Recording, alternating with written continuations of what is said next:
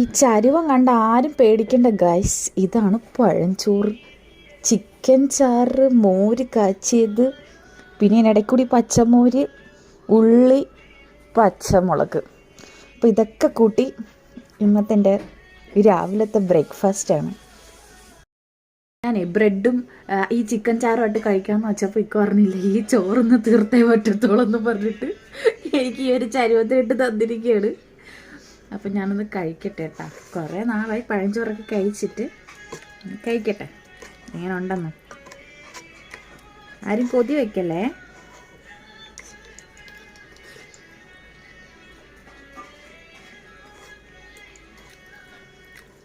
നല്ല പുളിയുണ്ട്.